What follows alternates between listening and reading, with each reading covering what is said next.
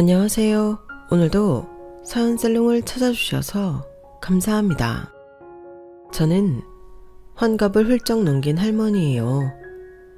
지금은 아들 내외와 함께 남부러울 것 없이 살고 있지만 불과 10여 년 전까지만 해도 저는 세상에 의지할 것 하나 없이 버려진 채 시장통에서 국밥을 팔며 살고 있었어요. 그랬던 제가 피덩이 때 빼앗겼던 아들을 만나 행복한 말년을 보내게 된 건 어찌 보면 기적이라고 밖에는 설명할 수 없겠네요. 사람이 죽으란 법은 없다고 인생의 막다른 골목에 들어설 때마다 마치 저를 기다렸다는 듯 대문을 활짝 열어주는 사람들이 있었어요. 그분들 덕분에 매번 힘든 고비를 넘길 수 있었으니 내 인생에 기적을 일으켜준 건 바로 사람이 아닐까 생각해요. 이런 제 경험이 고단한 삶을 살아가시는 분들께 조금이나마 위안이 될까 해서 없는 글솜씨를 발휘해보려 합니다. 저는 지방에서 사업을 크게 하시던 아버지 덕분에 부유하게 자랄 수 있었어요. 아버지는 제게 돈으로 할 수 있는 건 뭐든 다 해주셨거든요. 저를 돌봐줄 유모와 학교에 등교시키는 기사, 집에서 같이 놀아줄 식모까지 뭐 하나 아쉬울 게 없이 말이죠. 딱 하나 없는 게 있다면 바로 엄마였어요. 저희 엄마는 저를 낳으시고 산후후유증으로 고생하시다가 제가 두 돌이 되던 해 세상을 떠나셨거든요. 엄마 없이 자라는 외동딸이 늘 마음에 걸리셨던 아버지는 바쁜 와중에도 저와 관련된 일이라면 한 걸음에 달려오시곤 했어요. 서울이나 타 지역으로 출장을 가실 때는 늘 저를 데리고 가실 정도였죠. 특히 휴가철이나 어린이날에는 저를 데리고 아버지와 허영호지 않은 사이인 정 사장님 댁에 자주 가셨는데요. 그 집에는 저와 동갑인 아들이 있었어요. 5대 독자라서 집안 어른들이 애지중지하는 아이였죠. 저희 아버지와 정 사장님은 사석에서 서로를 사돈이라고 부르셨어요. 일찌감치 자식들을 혼인시키자는 약속을 하셨던 탓이었죠. 그렇다고 정혼을 한 사이는 아니었지만 그럼에도 어릴 때부터 하도 들어서 그런가 중학생이 되고부터는 내심 이 집이 내 시댁이 될 거라는 생각을 하고 살았던 것 같아요. 정 사장님 댁에는 상훈이라는 이름의 아들이 하나 있었는데 여자인 저보다도 피부가 희고 속눈썹이 길었어요. 그래서 별명이 기집애였죠. 상훈이는 또래 사내 아이들과는 달리 뛰어노는 것보다는 집에서 책을 읽거나 음악을 듣는 게 취미인 아이였죠. 사교적이고 활달한 성격인 저와는 완전 딴판이었죠. 책을 많이 읽어서 그런가 아는 것도 많고 가보지도 않은 유럽 국가 역사부터 고대 신화까지 모르는 게 없었어요. 그래서 그 집에 놀러 갈 때면 서재에 앉아있는 상훈이 옆에 붙어서 그간 읽은 책 얘기와 고대 신화 얘기를 전해 듣는 게 제 낙이었죠.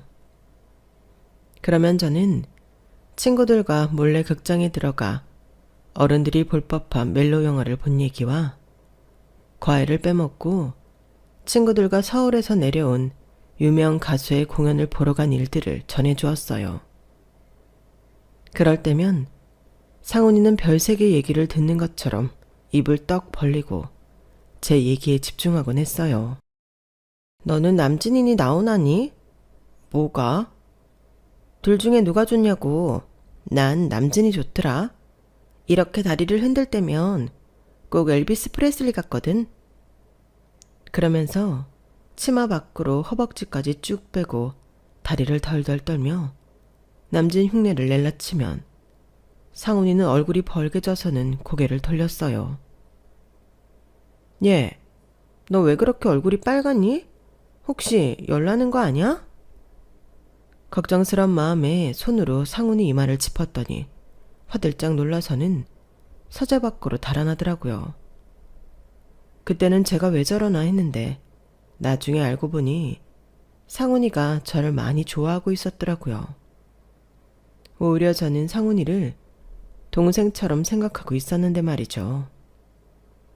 그 후로도 상훈이는 제가 다가가면 은근슬쩍 자리를 피하곤 했어요.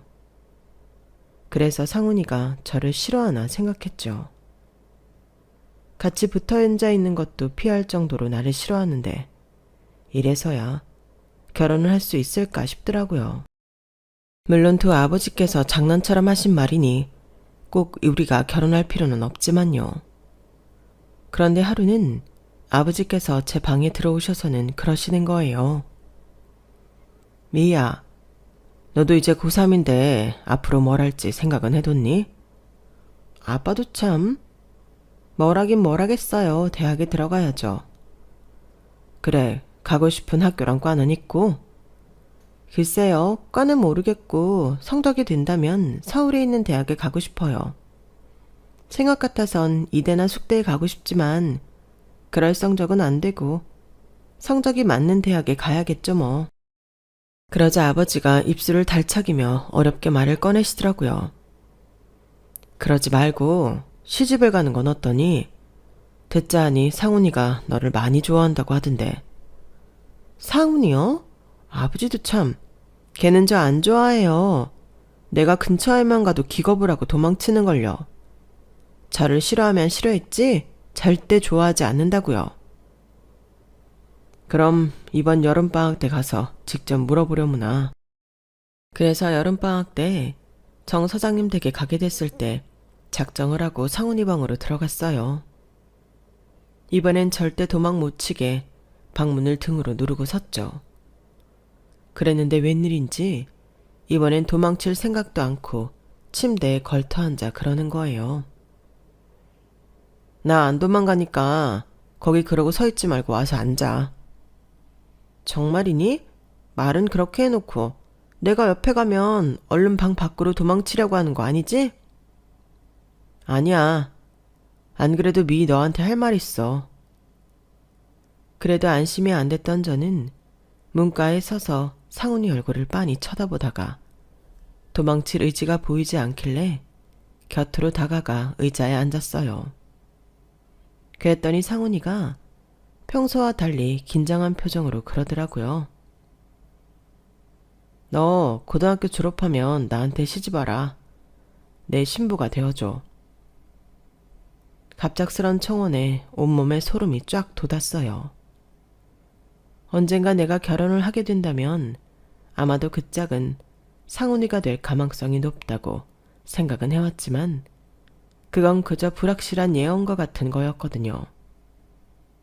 하지만 상훈이의 청혼으로 그 예언이 현실이 된 셈이었고 그 상황에 저는 그저 놀랄 뿐이었어요. 얼마 전에 너희 아버지께서 다녀가셨어. 우리 혼서 문제로 우리 부모님과 얘기를 하고 가셨다더라. 네가 서울에 있는 대학에 가고 싶다고 했다던데 그건 아마 안 될 것 같다. 내가 부산에서 대학 생활을 하게 될 것 같거든.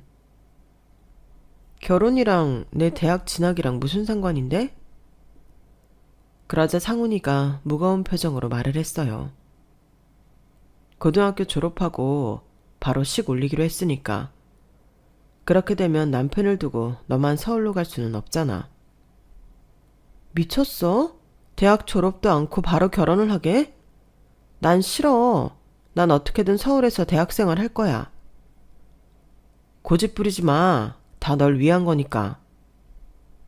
평소 제가 하는 말은 뭐든 들어주는 상훈이었지만 이날만큼은 달랐어요. 그날 청혼을 하는 상훈이의 표정이 왜 이렇게 무거워 보였는지는 결혼하고 반년이 지나고서야 알 수 있었어요. 그날 집으로 돌아온 저는 아빠한테 서울 안 보내주면 결혼도 안 할 거라고 울고불고 떼를 썼지만 아빠는 오히려 저를 나무라셨어요. 언제까지 네 멋대로 고집만 부릴 거야? 서울로 유학을 가겠다고? 무슨 돈으로? 네가 그럴 능력이나 있어? 결정은 돈줄 쥔 사람이 하는 거다. 능력이 없으면 순리대로 따라. 고등학교 졸업하고 4월에 식 올릴 테니 그때까지 안동댁한테 살림이나 배워둬. 시부모 앞에 애비 얼굴에 먹칠하지 말고. 상훈이도 그러더니 아빠도 전과는 달리 제게 매정하게 구셨어요. 마치 제가 무슨 큰 죄라도 지은 죄인인 것처럼 제 말은 들으려고 하지도 않고 자신들 뜻대로 휘두르려고만 하더라고요. 대학 진학도 물거품이 되고 남은 기간 동안 안동댁 아주머니한테 살림을 배우면서 시간을 보냈어요. 졸업을 앞두고 대학에 합격한 친구들이 서울이며 근처 지역으로 떠나는 걸 묵묵히 지켜보아야만 했죠. 결혼식을 3달 앞두고 상견례 자리가 마련되었어요. 그 자리에서 아버지는 시부모님과 상훈이 앞에서 고개를 숙이며 저를 부탁하셨어요. 애미 없이 자라 살림도 미흡하고 아직 철이 없습니다. 제가 더 데리고 있어 본들 뭐가 달라질까 싶어 결례인 줄 알면서도 혼인을 서두르자고 했습니다. 최 사장, 무슨 그런 소리를 다 하나. 애초에 하기로 했던 혼사인데 언제 하면 어때? 오히려 우리가 미희한테 미안하지. 서울서 대학생활을 하고 싶었다던데 일찍 날개를 꺾은 셈 아닌가. 그래서 말인데 학업을 계속하겠다면 식을 좀 미루고 우리 집에 머물며 부산에서 대학을 다니게 하는 건 어떨까 싶은데 최 사장 생각은 어떤가? 딱히 공부에 뜻이 있는 아이도 아니니 그럴 필요는 없을 것 같습니다. 그래요. 여자 행복이야. 남편한테 사랑받고 자식 낳아 키우는 보람으로 만들어지는 건데 굳이 대학까지 갈 필요 있나요? 일찌감치 시집와서 우리 상훈이 내조하며 사는 것도 괜찮을 것 같네요. 네, 사부인 말씀이 옳습니다. 보고 배운 게 없어서 사부인 눈에는 안 차겠지만 그래도 영특한 아이니 사부인께서 따뜻하게 지도해 주신다면 곧잘 따라는 할 겁니다. 아무쪼록 제 딸아이 잘 부탁드립니다. 제 의사와는 상관없이 결혼은 결정되었고 그해 4월 예정대로 식을 올리게 되었어요. 신혼집은 시댁에서 꾸리게 되어 저는 나고 자란 정든 집을 떠나 부산으로 가게 되었어요.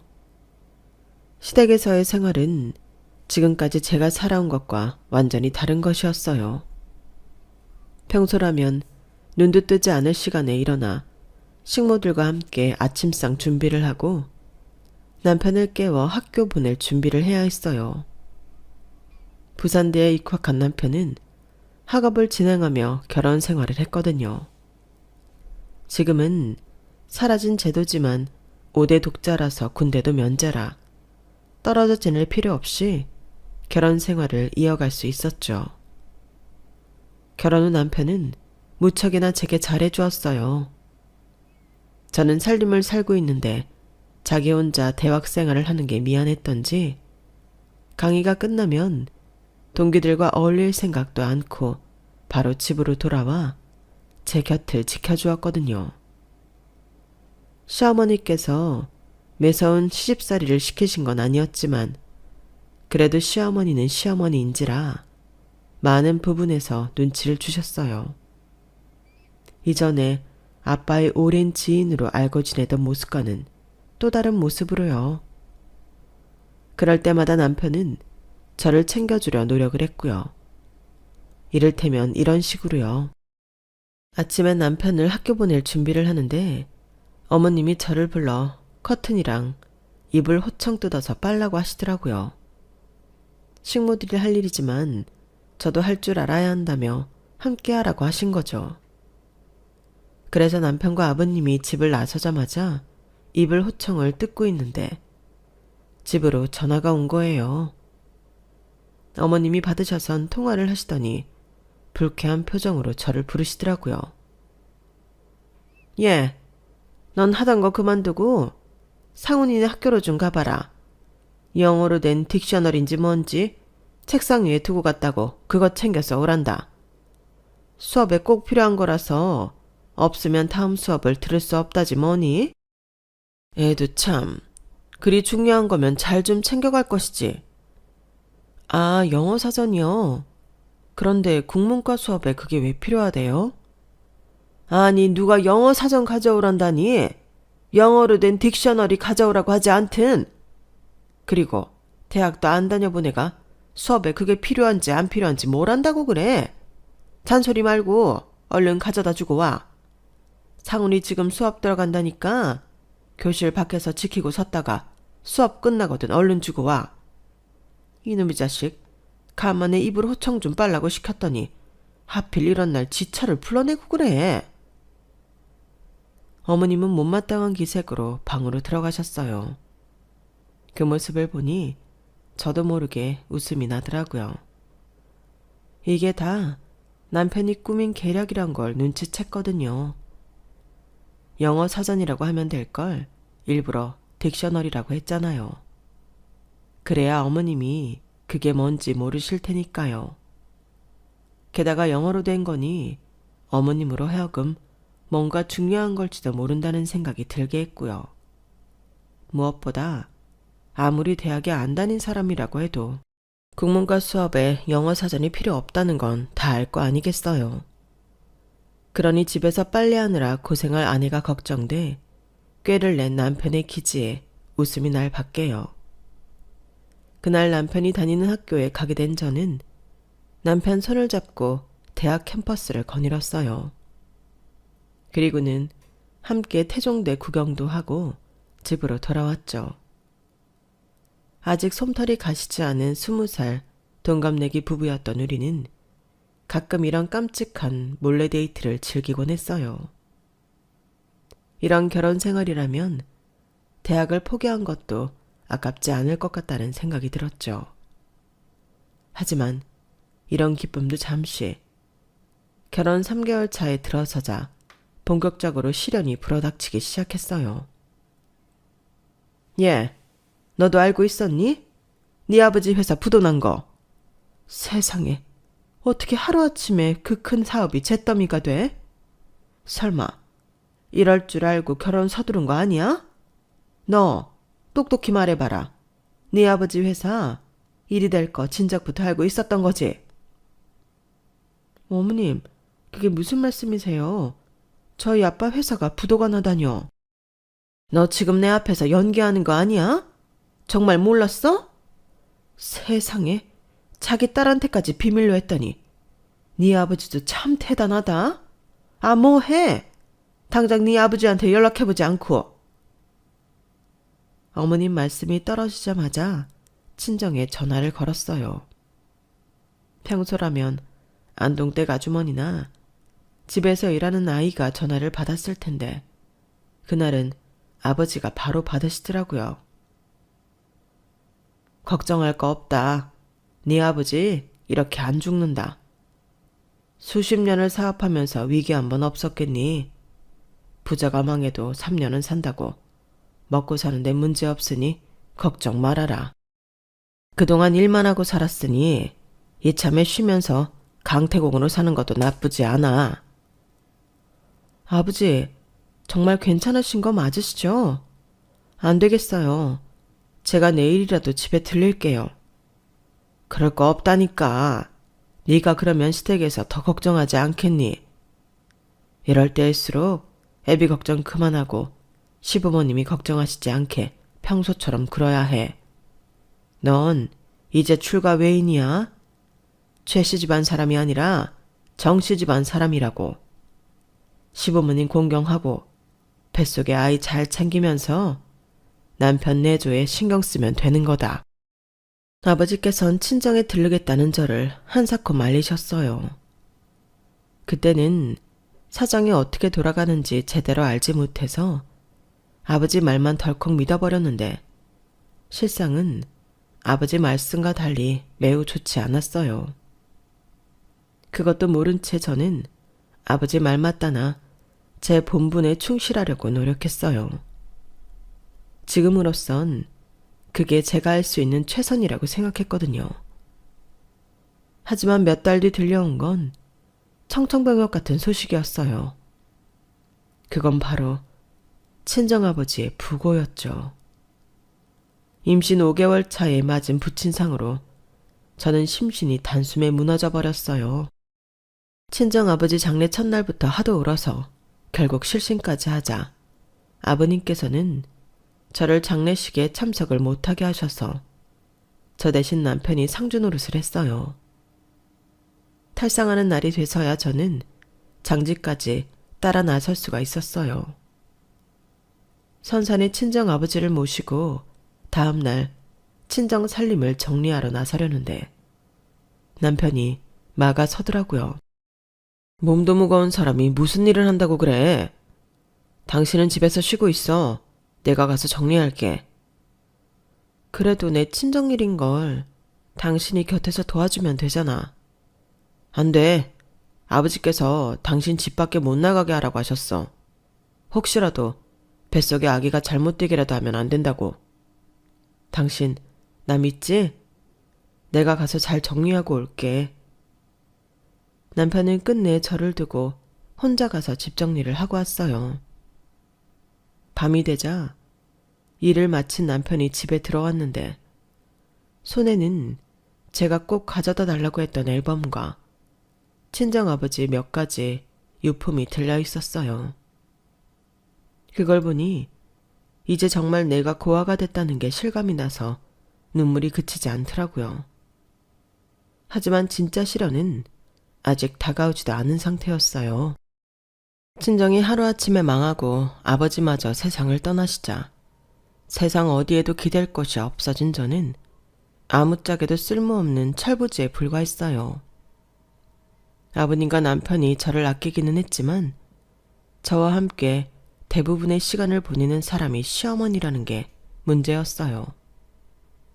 시어머니께서는 제 친정이 망한 순간부터 저를 탐탁지 않아 하셨거든요. 아, 이거야 원. 망한 집 딸내미 데려다 상점 모시듯 하고 있으니 이게 뭔 지랄인지. 넌 아주 상팔자를 타고났구나. 타고났어. 어머님은 아버님과 남편이 없을 때면 시도 때도 없이 저를 타박하셨고 그런 어머님을 따라 집에서 일을 하는 사람들도 언제부턴가 저를 무시하기 시작했어요. 제가 일을 시키면 들은 척도 않고 무시하기 일쑤였고 때로는 제 면전에 대고 들으라는 듯 제 흉을 보기도 했어요. 갑자기 바뀌어버린 제 처지를 감당하기도 버거운 판에 주변의 대우까지 한순간에 변해버리자 저는 제대로 맞서지도 못한 채 속수무책으로 무너져 버렸어요. 시어머니뿐만 아니라 집에서 일하는 사람들 눈치까지 보게 되었죠. 그러다 보니 식사조차 제대로 하지 못하게 됐고 살이 붙어도 모자랄 판에 점점 더 뼈만 앙상해져 갔어요. 이런 내막을 모르는 남편과 시아버지는 몸에 좋다는 음식이며 보약까지 지어다 주셨지만 그런 것들은 제 입까지 들어오기도 전에 누군가에 의해 사라지게 일쑤였어요. 그러던 어느 날이었어요.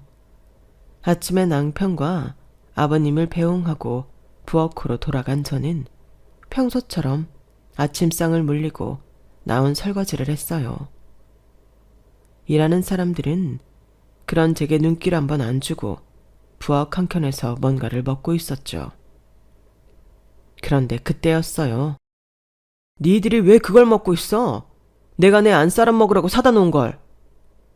분명 몇 분 전에 제가 배웅까지 했던 남편이 어느새 부엌에 들어와 있지 뭐예요. 남편은 식모들 손에 들린 화과자를 뺏어들고는 불같이 화를 냈어요. 지금까지 니들이 다 처먹었던 거야? 바나나면 미제 분유며 니들이 다 뺏어 처먹었던 거냐고. 그러자 식모들은 마주잡은 손을 발발 떨며 고개도 들지 못했어요. 이런 씨한 것들이 다 있나. 그걸 왜 니들이 처먹어? 왜 처먹냐고. 그리고 왜 내 아내가 설거지를 하고 있지? 저건 니들이 할 일 아니야? 그거 하라고 밥 먹여주고 돈까지 주는데 하라는 일은 안 하고 왜 안 쪼인 음식을 축 내고 있냐고. 니들이 왜? 남편은 눈이 뒤집어져서는 눈앞에 보이는 족족 그릇이고 냄비고 할 거 없이 잡히는 대로 집어 던지며 욕설을 퍼부었어요. 그 소리에 부엌으로 달려들어온 어머님은 제 남편을 말리셨지만 이미 눈이 돌아간 남편은 화가 풀릴 때까지 멈추지 않았어요. 그날 저희 집 부엌은 폭탄이라도 맞은 것처럼 뭐 하나 성한 것 없이 다 깨지고 부서져 버렸어요. 부엌 살림을 다 때려 부순 남편은 제 손을 잡고 방으로 들어왔어요. 그리고는 조금 전 난리를 피우던 모습과 완전 다른 순한 얼굴로 저를 끌어안고 울더라고요. 너 이 고생하라고 데려온 거 아닌데 미안해. 남편인 내가 널 지켰어야 했는데 그러지 못했어. 다 내 잘못이야. 미안하다 미희야. 그런 소리 마라. 난 너랑 결혼한 거 한 번도 후회한 적 없어. 너 아니었으면 나 우리 아버지 돌아가셨을 때 버티지 못했을 거야. 그러니까 나 때문에 가슴 아파하지 마. 시어머니의 괴롭힘이 힘들긴 했지만 그래도 남편이 있어 버틸 수 있었던 건 사실이었어요. 그날 그 사단이 난 뒤 아버님은 어머님을 비롯해 그동안 저를 괴롭혔던 식모들을 한자리에 불렀어요. 그리고는 제게 사과를 하게 하셨죠. 그걸로도 분이 풀리지 않는 남편은 아버님께 부탁해 집에서 부리던 식모들을 모조리 내쫓았어요. 그리곤 새로 사람을 들였죠. 새로 들인 식모들한테는 남편이 직접 신신당부를 했어요. 내 아내한테 극진히 대하라는 거였죠. 덕분에 그 이후로 저는 부리는 사람들 눈치 안 보고 편히 지낼 수 있었어요. 하지만 이런 상황이 못마땅했던 사람이 한 명 있었는데 바로 시어머니였죠. 부리는 사람들 앞에서 며느리한테 사과하는 망신을 당했던 시어머니는 속으로 칼을 갈게 되었죠. 남편과 시아버지의 보호 아래 무사히 아들을 출산한 저는 손 귀한 집에서 대를 이었다는 이유로 시아버지께 큰 선물도 받았어요. 지금 생각해보면 그때가 제 인생에서 가장 행복한 순간이었던 것 같아요. 눈에 넣어도 아프지 않을 내 아들과 세상에서 저를 가장 사랑해주는 남편, 돌아가신 친정아버지 대신 제 바람막이가 되어주셨던 시아버지까지 있었으니까요. 하지만 인생에서 가장 행복한 그 순간에 저는 모든 걸 다 잃고 말았어요. 수업을 마치고 집으로 돌아오던 남편이 횡단보도를 건너다 과속 차량에 치여 그 자리에서 즉사하고 만 거예요. 친정아버지 기일을 며칠 앞두고 벌어진 일이었어요. 하늘이 무너지는 것 같았어요. 친정아버지가 돌아가셨을 때보다도 더 가슴이 찢어지는 것 같았어요. 아직 돌도 안 된 아이를 끌어안고 얼마나 울었는지 몰라요. 하지만 남편을 잃은 슬픔이 가시기도 전에 걱정이 앞섰어요. 이제는 누굴 믿고 살아야 하나 막막하기만 했거든요.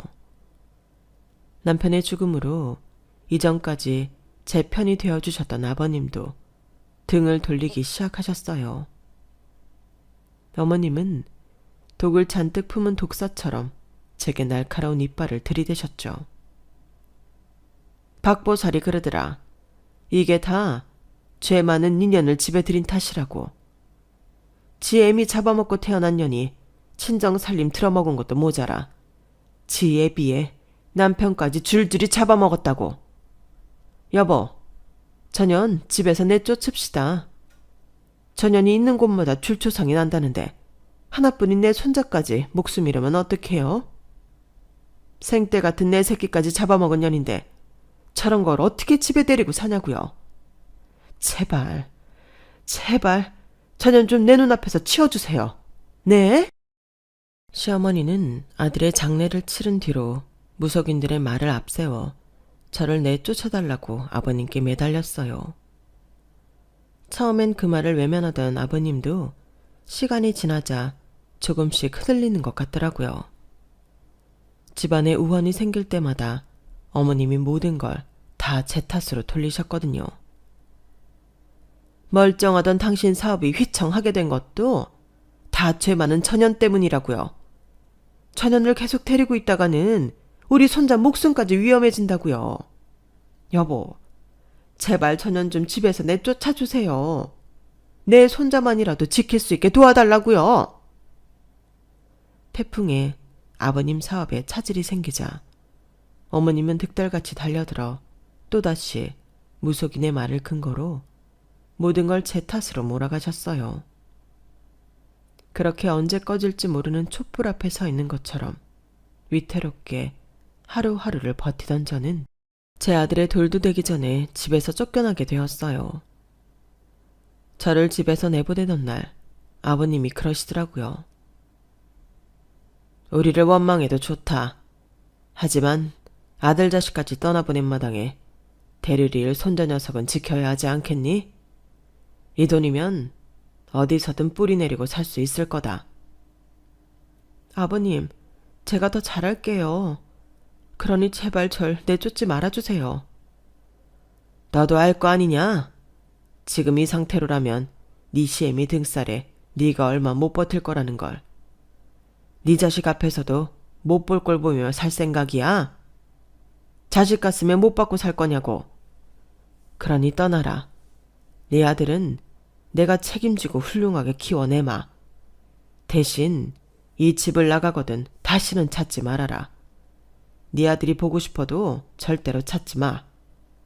만약 내 손주 앞에 나타나는 날엔 그땐 내 손으로 널 어떻게 할지 모르겠구나. 아버님은 돈가방을 손에 쥐어주시곤 저를 집에서 내쫓으셨어요. 저는 엄동설안에 반나절이나 대문 앞에부터 들여보내달라고 울부짖었지만 돌아온 건 시어머니의 매몰찬 욕설과 악담뿐이었어요. 결국 저는 하도 울어서 온몸에 진이 다 빠진 채로 기차역으로 향했어요. 그곳에서 기차를 타고 제 친정집으로 향했죠. 이미 남의 손에 넘어간 지 오래된 집이었지만 그래도 그곳밖에는 갈 곳이 없었어요. 그런데 거기서 동네 사람을 통해 뜻밖의 사실을 전해 듣게 된 거예요. 저희 아버지가 사업이 망한 뒤 집도 뺏긴 채 동네 어느 허름한 여인숙에서 지내셨다는 얘기였죠. 남편이 저희 친정집을 정리할 때 왜 저를 데리고 가지 않으려 했는지 그제야 알 수 있었어요. 여인숙 좁은 방에서 쓸쓸하게 생을 마감하셨을 아버지를 생각하니 내 심장을 쥐어짜는 것처럼 가슴이 아팠어요. 그동안 아버지와 남편 그늘에서 좋은 것만 보고 살았던 제 자신이 그렇게 바보처럼 느껴지더라고요. 그리곤 현실을 받아들이게 되더라고요.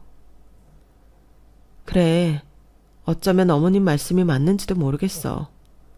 이런 멍청한 엄마 밑에서 자라기보다는 시부모님 밑에서 자라는 게 내 아들한테 나을지도 몰라. 생각이 그렇게 이르자 더는 욕심부리지 않게 되었어요. 아버지가 지내셨다던 여인숙에서 하룻밤을 보낸 저는 다음 날 일찍 기차를 타고 서울로 향했어요.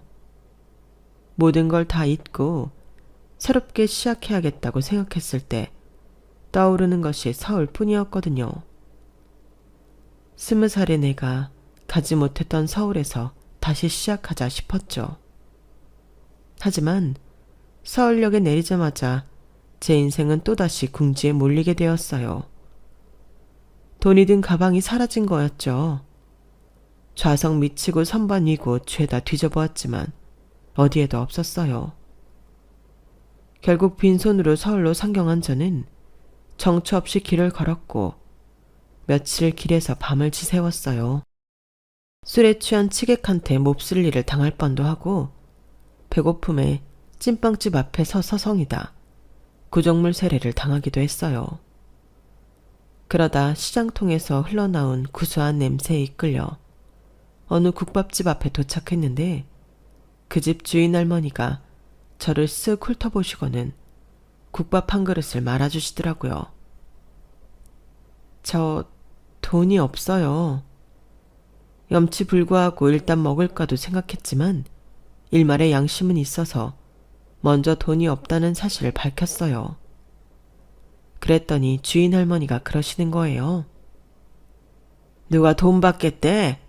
행색만 봐도 돈 없다는 건 아니까 걱정 말고 먹어. 당장 굶어 죽게 생겼는데 염치고 뭐고 생각할 때야. 그 말이 떨어지자마자 그릇에 얼굴을 받고 허겁지겁 먹었어요. 지금까지 먹어왔던 산의 진미보다도 그날 먹은 싸구려 국밥이 훨씬 더 맛이 있었어요. 개눈 감추듯 한 그릇을 뚝딱 해치우자 할머니는 빈 그릇을 다시 채워주셨어요. 먹고 죽은 귀신이 때깔도 좋다잖아. 기왕 먹는 거 실컷 배나 채우라고. 그렇게 앉은 자리에서 두 그릇을 해치운 저는 가게 상황을 쓱 살피다가 안으로 들어가 수북이 쌓여있는 그릇을 씻기 시작했어요. 돈은 없지만 밥값은 할 수 있어요. 제가 먹은 국밥 이걸로 갚을게요. 감사히 잘 먹었어요, 할머니.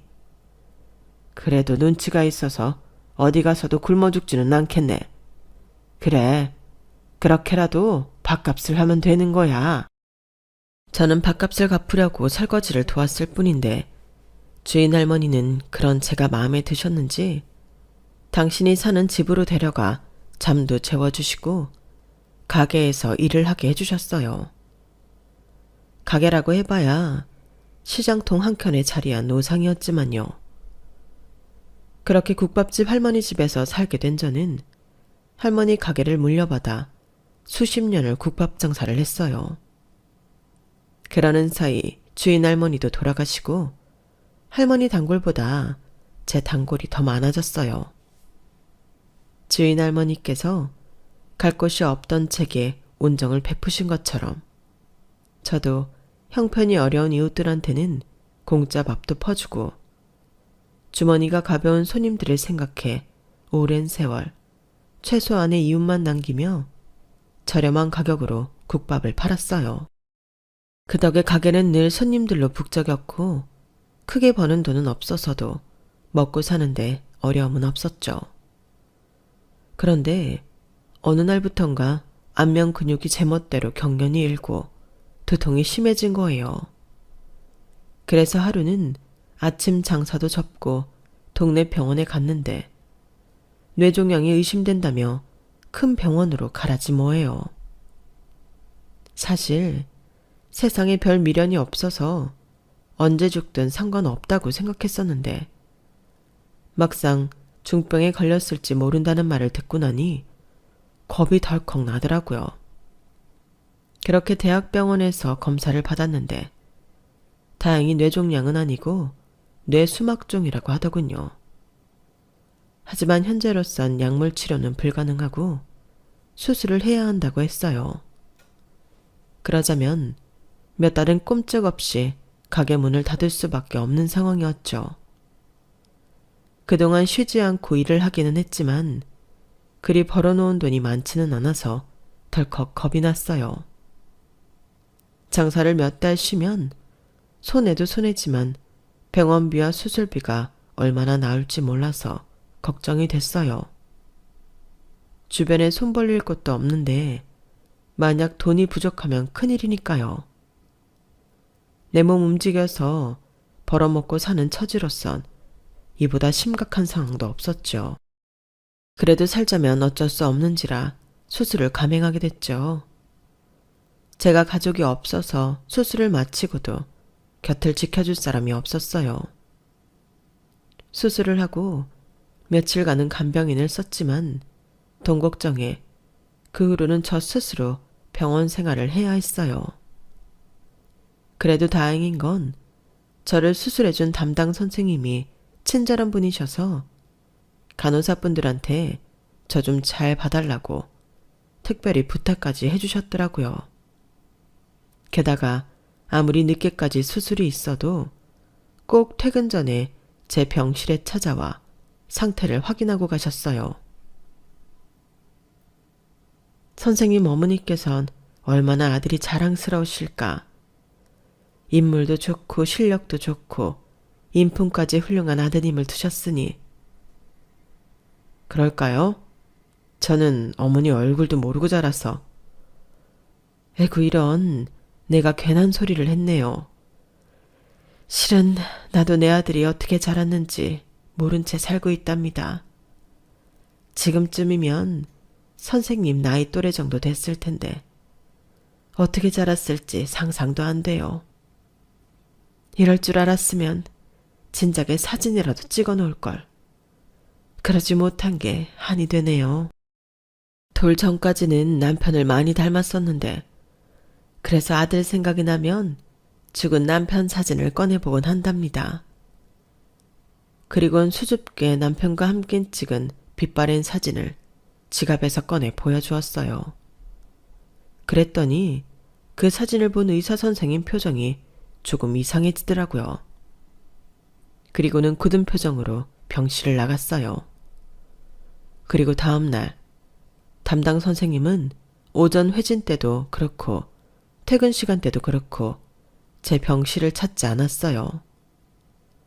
바빠서 그랬을 거라고 생각을 하면서도 왠지 서운하더라고요. 그런데 그날 밤 잠결에 누가 흐느끼는 소리가 들려서 눈을 떴더니 웬 남자가 제 손에 얼굴을 묻고 흐느끼고 있지 뭐예요. 그런데 제 눈에 뭐가 쓰인 건지 그 모습이 마치 죽은 내 남편처럼 보이는 거예요. 그래서 아, 이게 꿈인가 보다 생각했어요. 그래서 반가운 마음에 남편을 불렀죠. 여보, 당신이야? 그렇게 꿈에서도 한 번을 안 찾아오더니 마누라가 아프다니까 찾아온 거야? 왔으면 날 깨우지. 울긴 왜 울어. 어릴 때도 그렇게 잘 울더니 죽어서도 여전하네. 그러자 제 손등에 얼굴을 묻고 울던 남자가 고개를 들었어요. 그런데 그 사람은 제 남편이 아닌 제 담당 의사 선생님이더라고요. 선생님은 눈물이 잔뜩 번진 얼굴로 힘겹게 말을 이어갔어요. 엄마, 저 순돌이에요. 엄마 아들 순돌이. 그럴 리가 없는데요. 선생님 이름은 정수혁이잖아요.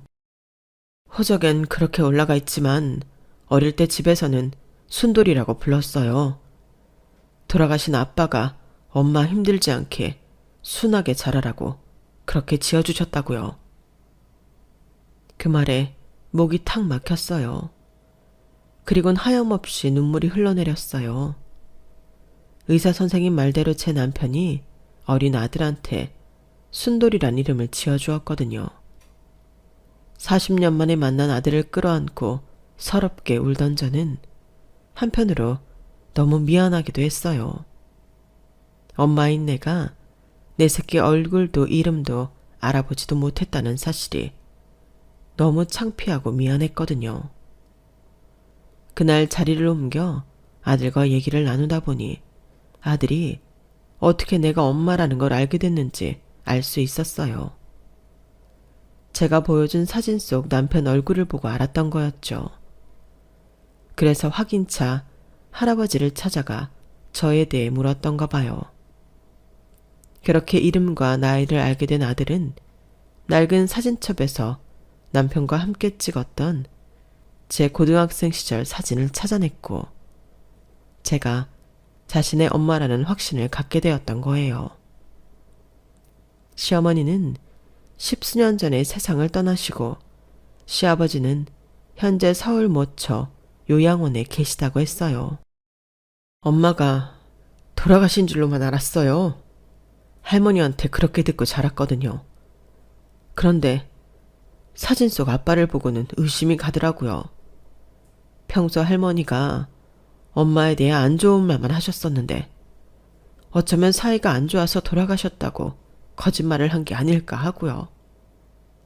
오늘 할아버지를 찾아가 엄마에 대해 물었더니 이제서야 진실을 말해주시더라고요. 왜 엄마가 나를 놓고 떠나셨는지도 전부요. 아들은 한참이나 저를 끌어안고 아이처럼 울먹였어요. 그 모습이 제 아빠랑 너무 닮아서 역시 내 아들이 맞다 싶더군요. 그날 이후 제 인생은 하루아침에 달라졌어요. 아들 녀석이 처와 상의 끝에 저와 함께 살기로 했거든요. 그 말에 염치 없지만 딱 1년만 같이 살자고 했는데 그게 지금까지 이어지고 있어요. 우리 며느리가 참 착한 게 제가 근처에 집을 얻어 나가겠다고 하는데도 안 된다며 끝까지 붙잡더라고요. 그동안 떨어져 지낸 게 40여 년인데 이제라도 모정을 나누며 함께 살아야 하지 않느냐면서 말이죠. 덕분에 저는 그동안 밥 한 끼 차려 먹이지 못했던 내 아들한테 실컷 솜씨를 발휘해 먹이고 있답니다.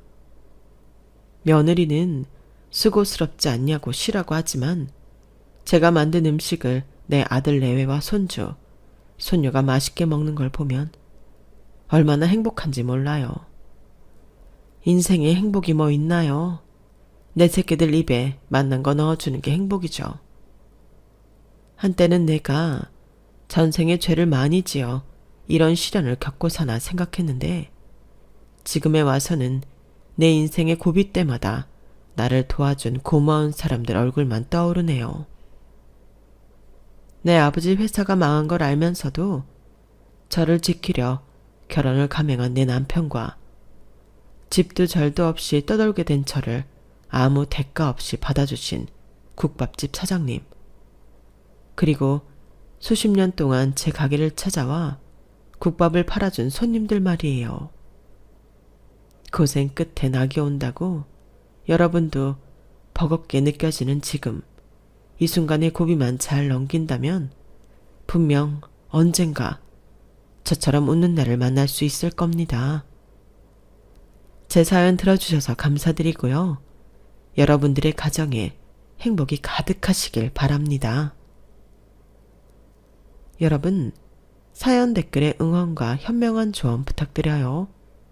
좋아요와 구독은 저에게 큰 힘이 됩니다. 오늘도 좋은 일 가득하세요.